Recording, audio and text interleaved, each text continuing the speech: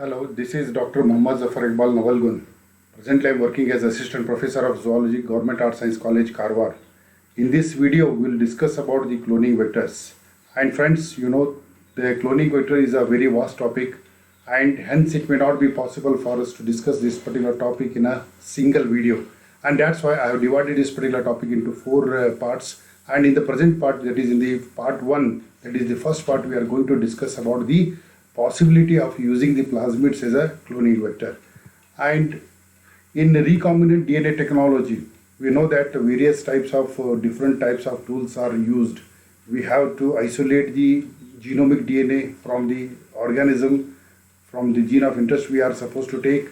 Then we have to digest that particular DNA by using the restriction endonucleases. Then we have to prepare the competent cell.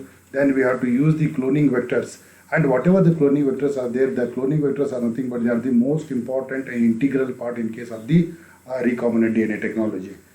Why the cloning vectors are necessary? The first, the most important question is that why we need the cloning vector. And whatever the cloning vectors are there, the cloning vectors are nothing but they are the very important tool which are responsible for carrying the DNA, that is the foreign DNA from the donor cell to the recipient cell. And why these particular cloning vectors are required? The cloning vectors are absolutely necessary for the recombinant DNA technology because the bacteria do not allow the foreign DNAs to survive. And why, if you take this particular bacteria, the bacteria have a RM system. The RM system is called as the restriction modification system. And whatever the RM system is there, the RM system is mainly responsible for screening the incoming DNA molecules. And whenever the RM system finds that there is a foreign DNA, it immediately destroys that particular DNA molecule into monomeric unit. That's why there is no possibility of the retention or stable maintenance of the foreign DNA molecule. And that's why you can find out whatever this particular destruction of the DNA is now will be there. And because of that, you can find out whenever if you try to insert the foreign DNA into the bacteria or in any other organism, ultimately what will happen? The DNA gets destroyed. And that's why we need to use some of the cloning vectors, and whatever these cloning vectors are there, the cloning vectors are nothing but they are very smart DNA molecules, and whatever these smart DNA molecules are there, either they have a ability to survive in the DNA in the bacteria by providing certain advantages to the bacteria, or sometimes you can find that if you take the example of a bacteriophages, the bacteriophages have got certain modified nucleotides are there, and because of the presence of the modified nucleotides, you can find that they have the ability to deceive the RM system. And hence you can find that whatever the cloning vectors are there, the cloning vectors are must for the transfer of the foreign DNA from one cell to the other cell. Next, and if you take the types of the cloning vectors, today we have got a vast variety of cloning vectors are available in the market. And some of the vectors are present in the form of plasmids, the others are in the form of the bacteriophages, and we also have the cosmid. And when you take this particular category, that is the plasmid, bacteriophages, and the cosmid, you will find that these are the plasmids which are generally used for the cloning of the genes. Whenever if you want to clone a DNA of about 2 kb, 3 kb, or 0.5 kb, or 8 kb, or 10 kb, then you can either use the plasmids, or you can use the bacteriophages, or you can use the cosmid. Whatever this particular group of plasmids are there, this group of cloning vectors are there, these group of cloning vectors are actually meant for cloning the small DNA fragments or genes, functional genes. And in second category, we have got artificial chromosomes. And if you take the artificial chromosomes, today we have got 3 different types of artificial chromosomes are there. One is called as the bacterial artificial chromosome. Second one is called the yeast artificial chromosome. And third one is called the human artificial chromosome. And whatever these artificial chromosomes are there, these chromosomes are not suitable for cloning the genes. And whatever these particular artificial chromosomes are there, they are specially meant for cloning the genomic libraries. If you want to create a genomic library of a particular animal, take for example, you have got a dinosaur, and we don't have any living representative of the dinosaur, but you want to preserve the DNA of that particular animal. Now what you can do is that you can make the genomic library of that is possible by using the artificial chromosome. That's again for that whenever you want to make a genomic libraries, that time we can use either of these particular artificial chromosomes. That's again for that When you take all these, we can say that there are good number of different type of the cloning vectors are available, and depending upon our experiment needs, we can use or whatever cloning vector we need to employ. Then you can find out if you take the plasmid first. In this particular video, I am going to give some emphasis on the plasmids, because in most of the experiments are carried out on the functional genes. Take for example, it may be a cloning of a insulin gene, or it may be a cloning of a growth hormone, it may be a cloning of a erythropoietin. Whatever these particular genes are there, they are very, very small genes, and that's again find that we need not have to go for a high-end cloning vectors for this for the cloning of this particular gene. We can use the plasmids, and whatever the plasmids are there, the plasmids are more than enough for cloning such type of small DNA fragments of the functional gene. And if you take the plasmids, whatever the plasmids are there, the plasmids are generally called as they are small autonomous replicating extra chromosomal genetic material. What does it mean? It means that whatever the plasmids are there, they are not part of the bacterial genome. They are present within the bacteria as extra chromosomal genetic material. And whatever this particular genetic material is there, it is completely autonomous. It has nothing to do with the that is the genome of the bacteria. Whatever the replication is concerned, you can find that when is to undergo replication, that is decided by means of the plasmid itself. What should be the copy number, that will also be decided by means of the plasmid itself. It means that whatever these particular plasmids are there, they are completely autonomous replicating extra chromosomal genetic material. And the second most important point associated with the plasmids are there is that the plasmids are dispensable to the bacteria. It means that the bacteria don't need plasmids for their survival. And whatever this particular bacteria are, even if you take the normal condition, if there is no stressful condition is not existing, then you can find out bacteria can survive without any plasmid. There is no need of plasmid for the bacteria to survive. But whenever this particular bacteria comes under certain stressful condition, take for example, it comes across certain toxic chemicals, maybe in the form of ampicillin or maybe in the form of tetracycline, then you can find that the bacteria which do not have the plasmid will not survive, and only those bacteria which have the plasmid are going to survive. That's why you can find that whatever these particular plasmids are there, the point to understand over here is that the plasmids are not needed for the survival of the bacteria.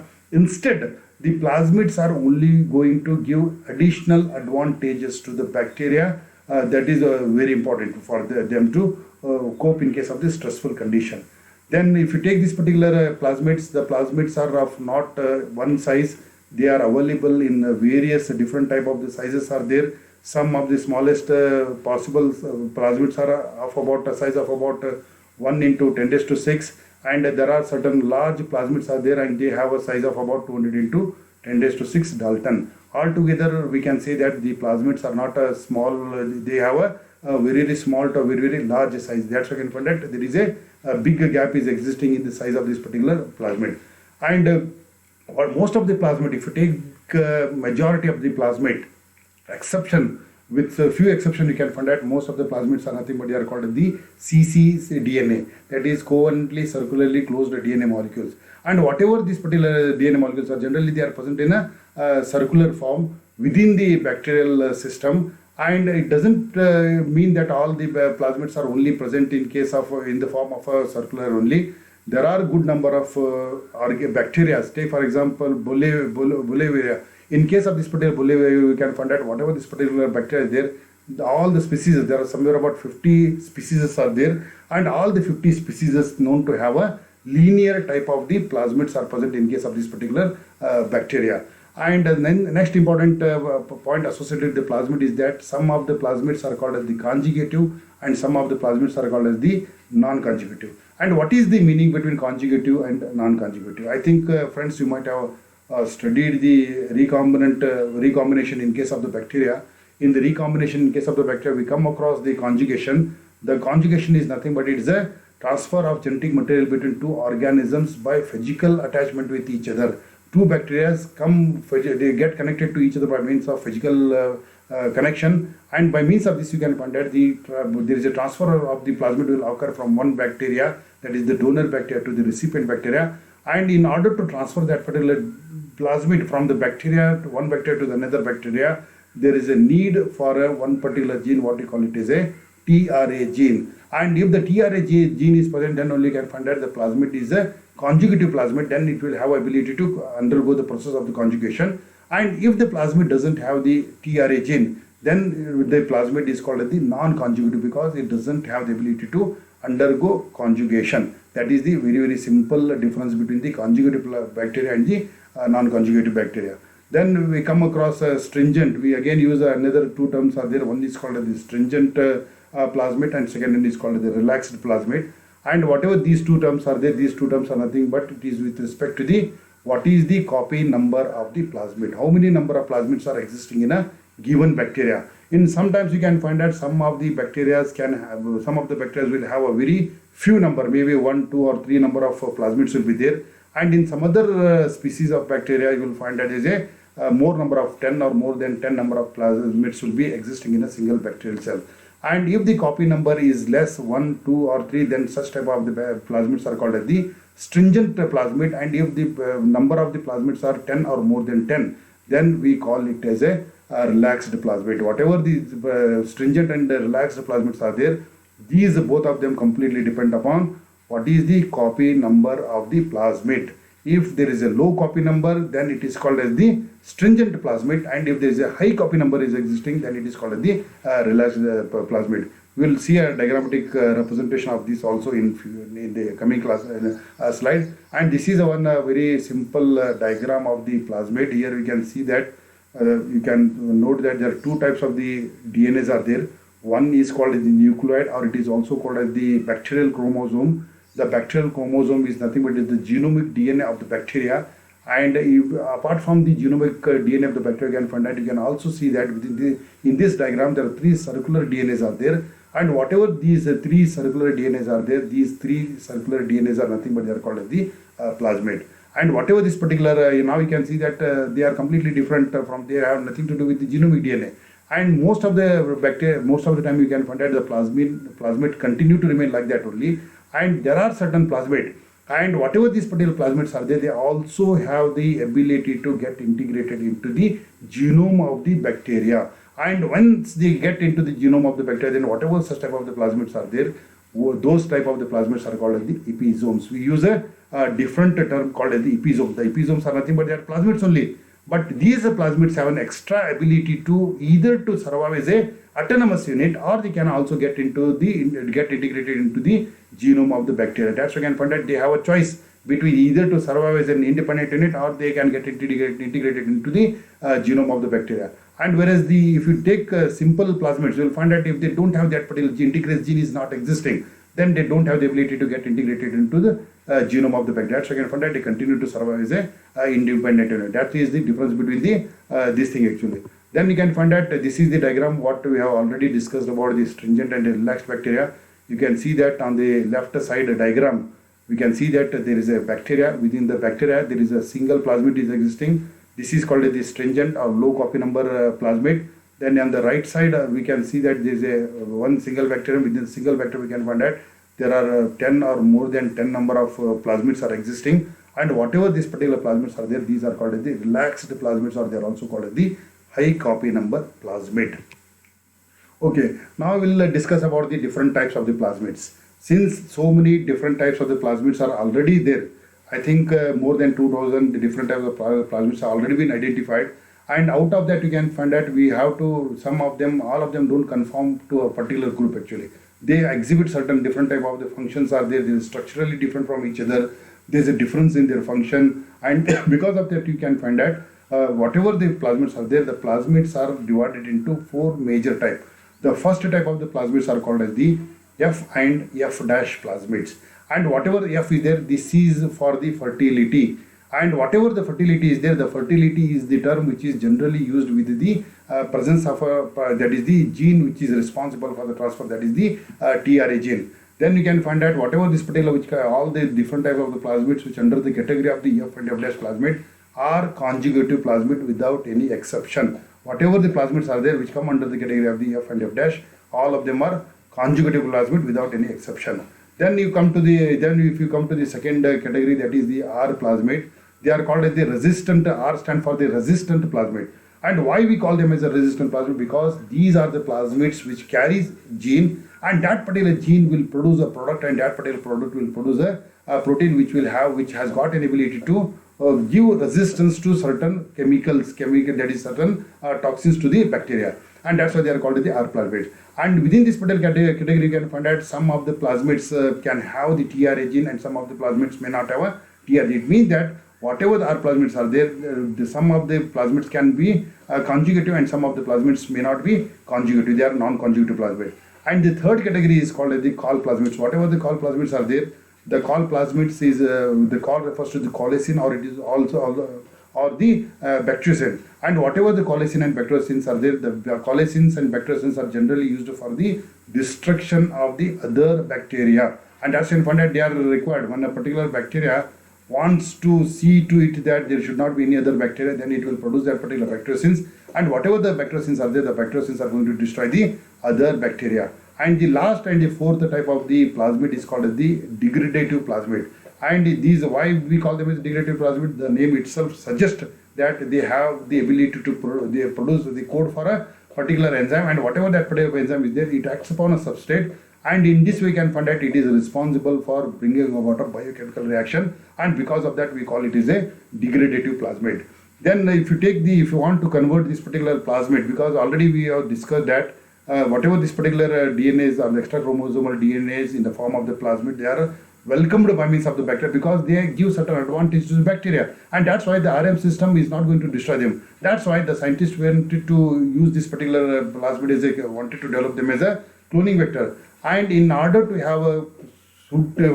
be a good cloning vector, then there should be certain important features should be there. Then only we can call it as a good cloning vector. And if these characters are not there, then it cannot be called or categorized as a good cloning vector. The first one is nothing but it is the molecular weight. If you take the molecular weight, we have already seen that when you take the plasmid, there are some plasmid which have got a molecular weight of about 1 × 10⁶, and there are certain plasmids which have a weight of about 200 × 10⁶ Dalton. It means that a very, very huge gap is existing. And out of these, which one is more suitable for the cloning vector to develop into a cloning vector?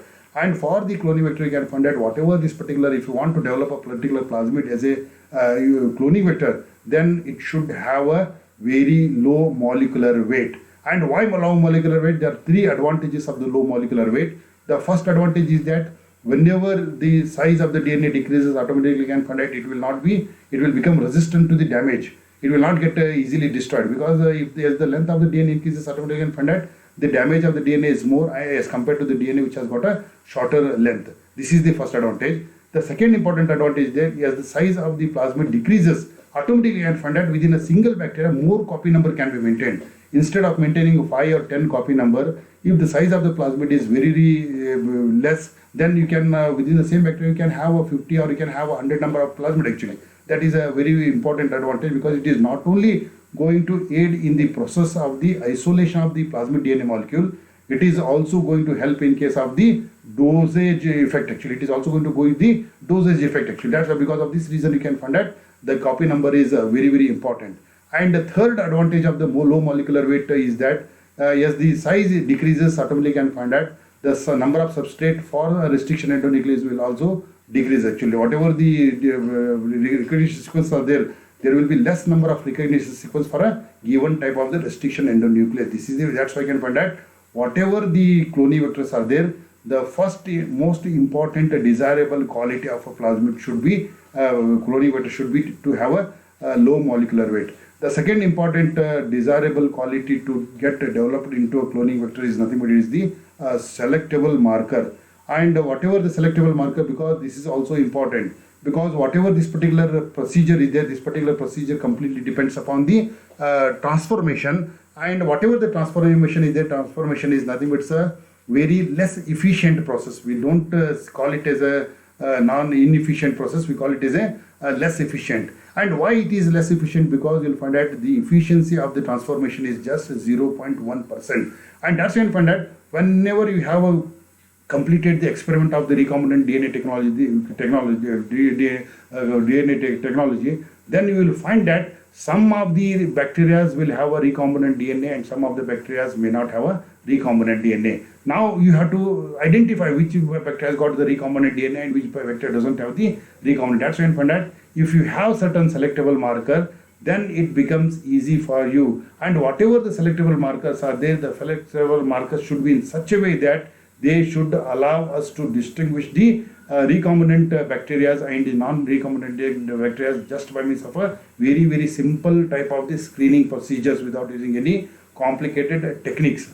Then the third important desirable quality is nothing but it is the single recognitions for a large number of restriction endonuclease. Here we call them as here we have to, it's very important because one important thing is that the companies which synthesize the cloning vectors, they are meant for a multiple number of people, and that's why I find out whatever this particular people are there, generally what they see to is that there should be more number of substrate sites should be there for different type of the restriction endonuclease. But at the same time, one recognition sequence for a particular restriction endonuclease. As the number of restriction recognition sequence increases for a restriction endonuclease, automatically you can find out whatever the plasmids are there, plasmids will be broken down into small pieces, and once they get converted to small pieces, it becomes impossible for anybody to realign them. That's why you can find out whatever these three qualities are there, these are the three qualities which are necessary for the to work as a good cloning vector. Okay, then if you take the natural plasmids, whatever the natural plasmids are there, can we use the natural plasmids for the recombinant DNA technology? No. In case of the natural plasmid, you can find out so many problems are there. Most of the time, we can find out we come across a problem with the molecular weight. Majority of the natural plasmids have a weight which molecular weight is very high, and because of that, you can find out they may not be suitable for us to use them as a recombinant cloning vector. And second important thing is that detection of the selectable phenotypes. Whatever the selectable phenotypes are, that is also very difficult actually. Whatever this particular screening procedure is there, the screening procedure will also become very difficult. And whatever the genetic methods which are generally used for the identification of the chimeras from the non-recombinant, that also becomes very difficult. And because of all these things, you can find out whatever the natural plasmids are there, these natural plasmids are majority of the time you can find out they don't work as a good cloning vectors. Majority of the time you can find out whenever you use this particular natural plasmid, you can find out you come across one or the other problem, and because of that you can find out ultimately you are going to end up with a failed experiment. Okay, then you can find out then what is the solution for this. The next important thing is we have to give a solution. And whatever this particular solution was there, this particular solution was given by means of Bolivar and Rodrigues in 1977. And whatever these two people are there, they have constructed one artificial plasmid in the laboratory, and that particular plasmid is called as the PBr322. And whatever this particular plasmid is, it's a completely lab constructed plasmid. They have taken some of the components from the natural plasmid and they have reconstructed this particular plasmid. And whatever this particular plasmid is there, this particular plasmid is called as the PBr322. That is the first and the primary source for the cloning vectors. And here we have to identify some of the features in case of the nomenclature. Here we can find out we are using PBr. P, small p stands for the plasmid, and whatever B and R are there, these are the two alphabets which are used for the Bolivar. B for Bolivar and R for the Rodrigues. And same thing for the PBr327. But if you come to the PUC 19, PUC 18 and PUC 19, you can find out slightly different terminology there. Here also again P stands for the plasmid, and whatever UNC are there, it is for the University of the California. It was since these particular plasmids were developed for the first time in the University of California. That's why they are called as the PUC 18 and PUC 19. In this way, you can find out these are only some of the examples of the artificial plasmid. We have got hundreds of such type of the plasmids, and discussing about all those is completely out of scope of this particular video. Then first one is first we have to discuss about the basic structure of the PBr322 and why PBr322 becomes very important. The PBr322 becomes very important because this is the first type of the artificial plasmid which was constructed in the laboratory in 1977. And now if you analyze this particular genome map of this particular PBr322, then you will come to a conclusion that this is the plasmid, which is very good to work as the cloning vector. And now you see the size of this particular plasmid. The size of the plasmid is just 2 into 10 raised to 6. That is the 2 into 10 raised to 6 Dalton. It means that it's a very small plasmid. And then you take the total number of the base pairs. You will find that in this particular plasmid, you can find that there is only 4,361 base pairs are there. again it gives a clear cut indication that it's a very small plasmid. Then you can find that there is a very active origin is present, and this particular active origin is called the PMB1, and this is taken from the one natural plasmid. That's why you can find that whatever this particular PMB1 is there, it is one of the very powerful type of the origin which allows the highest copy number. Next one is that if you take this particular PBr322, you can find that it can have a copy number can be anywhere between 10 to 100, and even by using the certain protein biosynthesis inhibitors. One of the important protein biosynthesis inhibitor is nothing but it is the chloramphenicol. Whenever you use the chloramphenicol, if you treat this particular thing with the chloramphenicol, then automatically what will happen? It will reduce the raw protein, and once the raw protein is reduced, ultimately you can find that it leads to the high copy number. That's you can find that you can even increase up to 200 or 300 in case of this particular plasmid. Here I have just given 10 to 100 in a normal condition, but if you use the chloramphenicol, you can drastically increase the copy number of the PBr322. That's why it is a highly relaxed type of the plasmid. Then you can find that there are two different type of the selectable markers are there. One of the selectable marker is called as the BLA gene, and this particular BLA gene is responsible for conferring the ampicillin resistance to the bacteria. The second gene is called the TET gene or TET gene. It is the gene which is responsible for giving resistance to the tetracycline, and in this we can find that two different type of the selectable markers are there. One particular group may be interested in working with the ampicillin, second group may be interested in working with the tetracycline. Now you can find that here both of them can use this particular plasmid. That's why you can find that it becomes very convenient for the different type of the people or different type of the group to use this particular plasmid. That is the another very important type of the advantage. And then you can find out how many number of restriction endonucleases can be used, because when you have a survey of different laboratories, all of them don't use the single restriction endonuclease. And again, the use of the restriction endonuclease depends upon what type of the experiment you are conducting, what type of gene you are working upon, and whatever this particular points are there, these are the points which are actually responsible for the selection of the restriction endonuclease. That's why you find out whatever the plasmids are there, there should be more number of the recognition sequences for different type of the restriction endonuclease. But at the same time, we can find out for one restriction endonuclease, there should be a single recognition sequence. That is very important. Again, I want to highlight that for a single restriction endonuclease, there should not be more than one recognition sequence. If there is a more than one recognition sequence, then ultimately you can find out why it will get converted to the small fragments. Then it becomes impossible to regroup all those fragments actually. That's why you can find out for a single restriction endonuclease, you can find out there should be only one recognition sequence should be there. But in order to increase the usability of this particular plasmid, you can find out these one constructed this particular plasmid, they have introduced more number of the recognition sequences for different type of the restriction endonucleases. And already we have seen that there are two selectable markers are there. Within the TET gene, there are more than 10 recognition sequences are there for 10 different type of the restriction endonucleases. And apart from that, you can find that the promoter of the TET, that is the promoter of the tetracycline gene, is also has got a two recognition sequence for two different type of the restriction endonuclease. And in case of the BLA gene, that is the ampicillin resistance gene, you can find that there are more than 5 recognition sequences are present for 5 different type of the restriction endonucleases. Now you can, in this particular diagram, if you just have a look in this particular diagram, you can see that the size of this particular plasmid is very small. It is the 4361 base pairs are there. 2 selectable markers are present, and majority, somewhere about 20 or more than 20 number of the recognition sequences are present within the selectable marker. That's why you can find out the screening will become very easy. That's why you can find out whenever you use this particular plasmid, you can find out you not only you can successfully clone the gene of your interest, you can also go for a very simple procedure for the screening of the recombinant bacteria. Okay, now we'll discuss about what are the advantages of the PBr322. The PBr322, as we already said, that it has got a very small size, 4361, very small size. And with this particular size, what you can do, you can clone a gene up to somewhere about 12, somewhere about up to 6 or 7 kilobase pairs. Then you can find out that 2 selectable markers are there.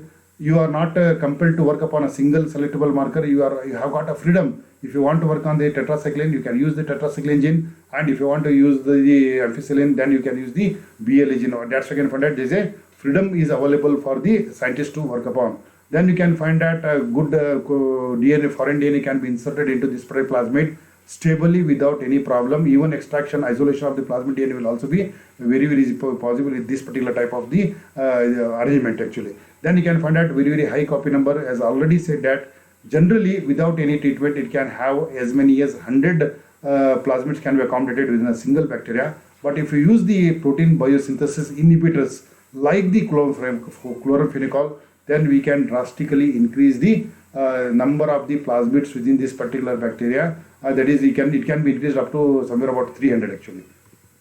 Okay, now we'll discuss about the next type of the plasmid, very popular plasmid. We call it as a PUC18. There are two type of the PUCs are there. One is called the PUC18, second one is called the PUC19. And whatever these two different types of plasmids are there, they are almost identical to each other except the MCS. Whatever the MCS is there, the MCS is the region, is the only part of this plasmid which is different in case of the 18 and which is the different in case of the 19. And what is the difference between these two? The orientation is the difference actually. In 18 it will be in one orientation, and in case of the 19 you can find out it is in the opposite orientation. And if you take this particular PUC18 also, you can find out either PUC18 or you take the example of PUC19, you can find out both of them have a molecular weight of about 1.7 to 10 raised to 6. Again, a very, very small size.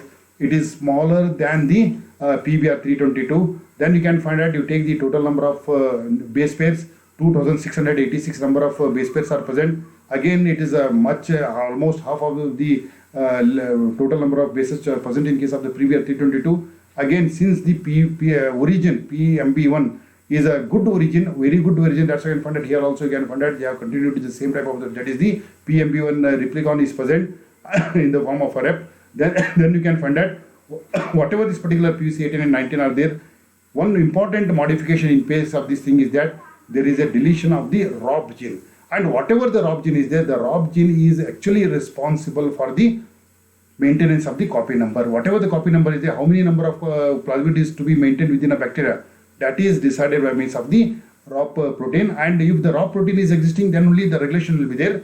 If the ROB protein is not at all existing, then you can find that there won't be any regulation at all, it will not be there actually.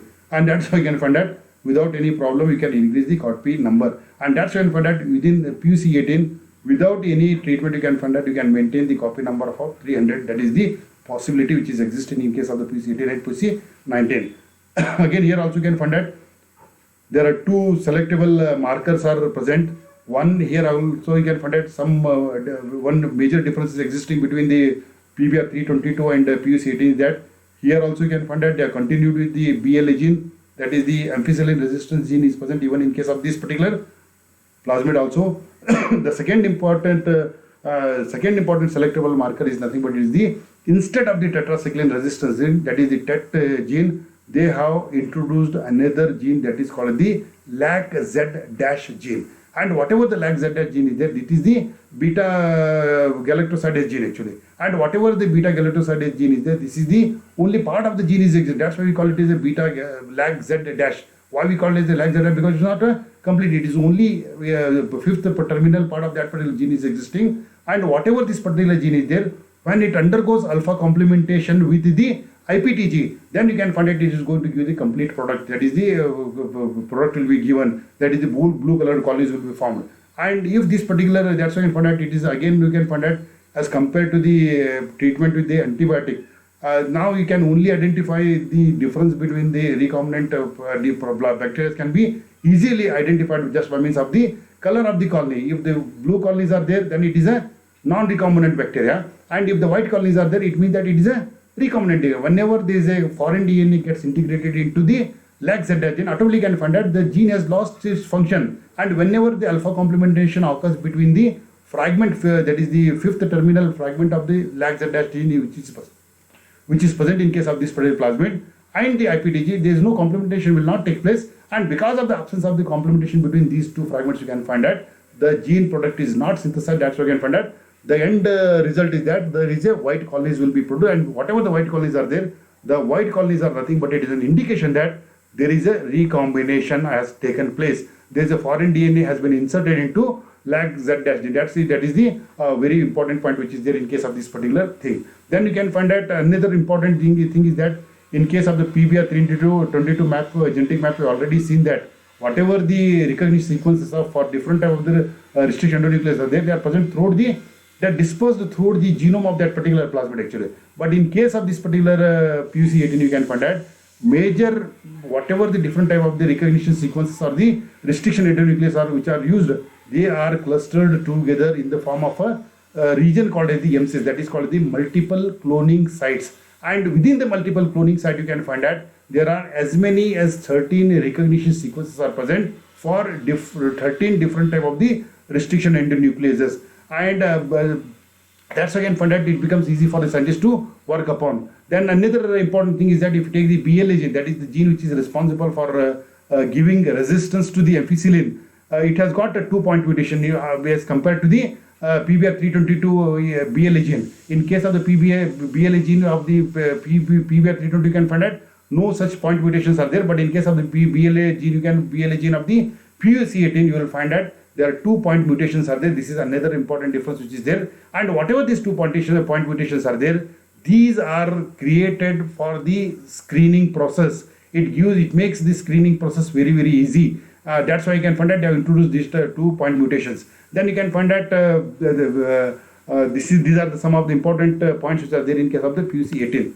Then now we have to discuss about the PUC19. I already said that there is no difference between the PUC18 and PUC19. The only difference between PUC18 and PUC19 is that whatever the MCS is there, in PUC18 there is one orientation of the MCS is present, whereas in case of the PUC19 you can find that there whatever that particular recognition sequences are present, they are present in the opposite orientation. Now you can, in this particular diagram, you can easily find out that the first column is for the PUC18 and second column is the PUC19. When you see the first gene of the PUC18, you will find that on the top side, you can find that hint3 is present on the first position, and same recurrent sequence is present on the last in case of the PUC19. And that's when find that in this we can find that whatever the orientation of the MCS is there, the MCS orientation is opposite in case of the PUC18 and 19.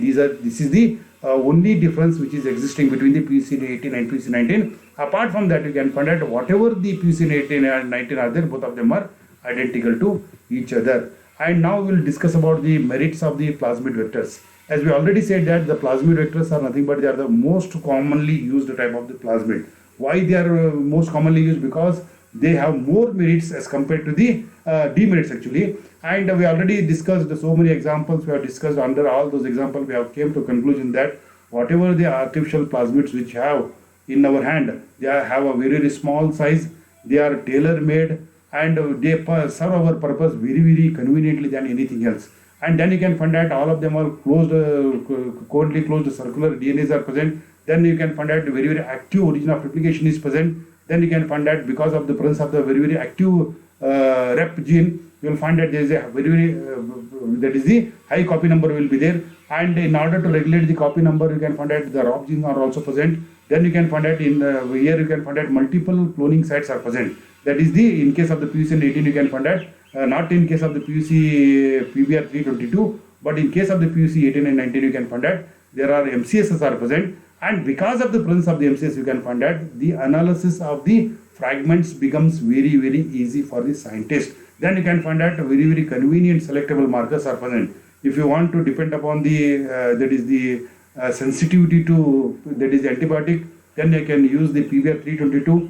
And if you want to use if you want to differentiate between the recombinant DNA, recombinant bacteria and the non-recombinant DNA, then you can go for the PUC18 and PUC19, where you will find that there is a lac Z dash gene is present, and whatever the lac Z dash gene is there, because of that you can find out, you can easily make out that whatever if the blue colonies appear, the blue colonies are nothing but they are the non-recombinant bacteria, and if you accidentally get one or two white colonies, whatever the white colonies are there, the white colonies are nothing but that is the presence of the recombinant DNA. The alpha complementation has failed, and because of the failure of the alpha complementation, you can find that we are able to get that particular. It is only because of the insertion of the foreign DNA, and that's when we find that we can easily identify whether the given bacteria has got a recombinant DNA or recombinant DNA is not present. That can be easily identified. Then what are the demerits? Very few demerits are there. One is that the size of the genome, that is the size of the DNA molecule, maximum 12 kilobase pairs of the DNA can be cloned in case of the any of the plasmid vectors.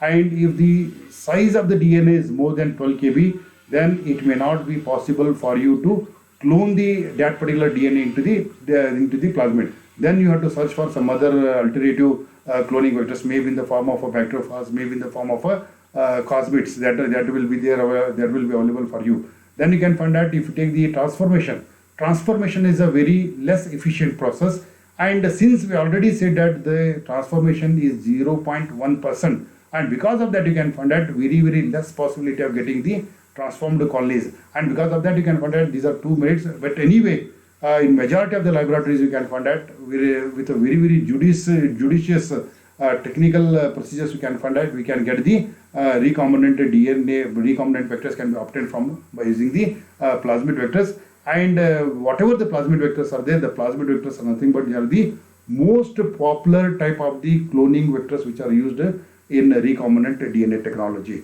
And with this, I would like to express my thanks for watching this video. And in the next video, we are going to discuss about the same thing, that is the cloning vector, but we'll discuss about the bacteriophages, how the bacteriophages can be converted into cloning vectors in the next part. Thank you very much.